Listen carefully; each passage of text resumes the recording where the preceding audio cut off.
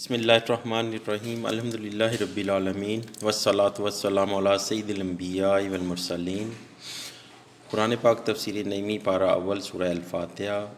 احادیث مشکوٰۃ شریف میں ہے کہ جب امام وللضالین کہے تو تم آمین کہو، کیونکہ اس وقت ملائکہ بھی آمین کہتے ہیں۔ جس کی آمین ملائکہ کی آمین کے موافق ہو گئی تو اس کے سارے گزرے ہوئے گناہ معاف ہو جائیں گے۔ اس حدیث سے معلوم ہوا کہ گناہ جب معاف ہوں گے جب کہ آمین ملائکہ کی طرح کہے گا، اور ملائکہ تو آہستہ کہتے ہیں جو کہ ہمارے سننے میں نہیں آتی، تو چاہیے کہ ہم بھی آہستہ ہی کہیں۔ اگر ہم نے بلند آواز سے آمین کہی تو ملائکہ کی آمین کے مخالف ہوئی تو پھر مغفرت کیسی؟ یہ جو فرمایا گیا کہ جس کی آمین فرشتوں کے موافق ہو، اس سے معلوم ہوتا ہے کہ کیفیت میں موافق ہو، نہ کہ وقت میں، کیونکہ وقت تو آمین کہنے کا وہی ہے جو بھی اس وقت آمین کہے گا موافق ہو جائے گا۔ پھر اس میں یہ قید لگانا کیسی کہ جن کی آمین فرشتوں کی آمین کے موافق ہو اس کی مغفرت ہو؟ مراد وہی ہے جو ہم نے عرض کیا۔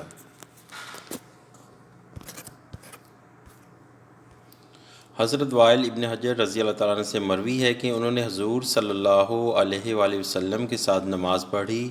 جب حضور علیہ السلام یہاں پہنچے غیر المغضوب علیہم وللضالین تو فرمایا آمین وَأَخْفِ بِهَا صوت، یعنی اپنی آواز پست کی، آمین آہستہ پڑھی۔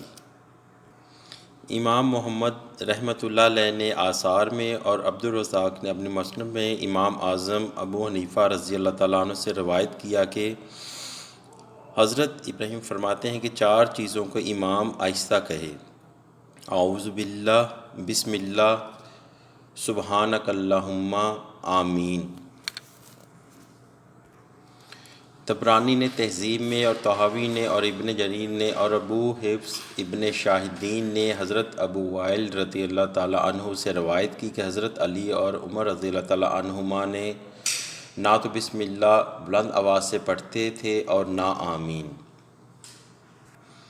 اسی طبرانی نے کبیر میں اور انہی ابی وائل رضی اللہ تعالیٰ عنہ سے روایت کیا کہ حضرت علی اور عبداللہ ابن مسعود رضی اللہ تعالیٰ عنہما نماز میں اعوذ باللہ اور بسم اللہ اور آمین کو بلند آواز سے نہ پڑھتے تھے۔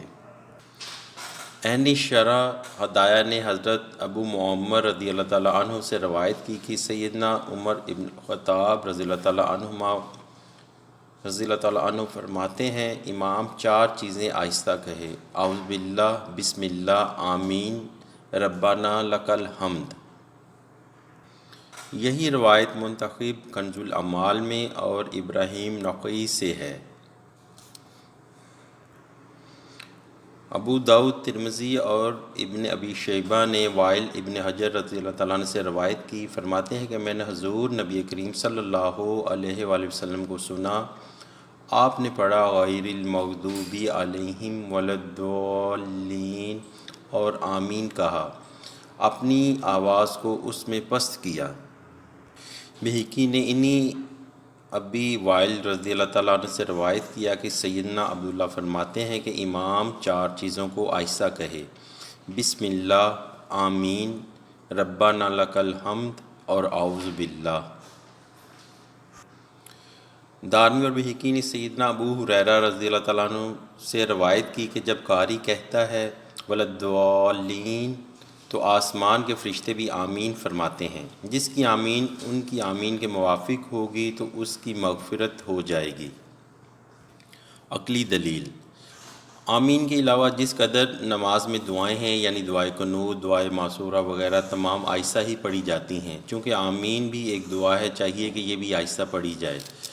نیز نماز میں سوا تکبیروں اور تلاوت قرآن کے کوئی ذکر بلند آواز سے نہیں کیا جاتا، اور آمین بھی تلاوت اور تکبیروں کے علاوہ ہی ہے، لہٰذا وہ بھی آہستہ ہونی چاہیے۔ غیر مقلدوں کا اعتراض: غیر مقلد کہتے ہیں کہ بہت سی احادیث میں آیا ہے کہ بلند آواز سے آمین کہی جائے، چنانچہ ترمذی، ابو داؤد اور ابن ماجہ نے وائل ابن حجر رضی اللہ تعالیٰ عنہ سے روایت کیا، فرماتے ہیں کہ میں نے رسول اللہ صلی اللہ علیہ وآلہ وسلم کو سنا کہ آپ نے نماز میں ولدالین پڑھا اور آمین فرمایا، بلند کیا، اس سے اپنی آواز کو اسی طرح۔ ابن ماجہ کی روایت ہے کہ حضور صلی اللہ علیہ وآلہ وسلم اتنی آواز سے آمین فرماتے تھے جو صف اول والے سن لیتے تھے، پھر یہ سب لوگ اتنی بلند آواز سے آمین کہتے تھے جس سے مسجد گونج جاتی تھی، لہٰذا آمین بلند آواز سے کہنی چاہیے۔ جواب: اس کے چند جواب ہیں۔ اول یہ کہ قرآن پاک نے آہستہ دعا مانگنے کا حکم دیا اور آمین بھی ایک دعا ہے، اور ان احادیث سے آمین بالجہر ثابت ہوئی۔ یقیناً آیت قرآنی کو ترجیح دی جائے گی۔ نیز حضور صلی اللہ علیہ وآلہ وسلم کی آواز پر اپنی آوازیں اونچی کرنا حرام ہے۔ رب فرماتا ہے: لا ترفعوا اصواتکم فوق صوت النبی۔ اگر ختم سورہ فاتحہ پر حضور صلی اللہ علیہ وآلہ وسلم کے ساتھ تمام صحابہ اونچی آواز سے حضور کے ساتھ آمین کہتے تو ان کی آوازیں حضور کی آواز سے اونچی ہو جاتیں۔ یہ حکم قرآن کے خلاف ہے۔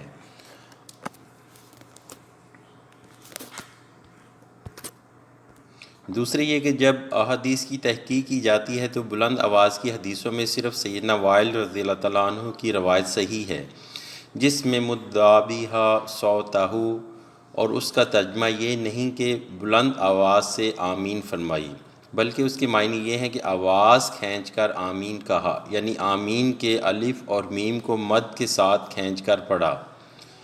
اب لفظ صوت کے معنی فقط آواز کے ہیں، خواہ چیخ کر ہو خواہ آہستہ۔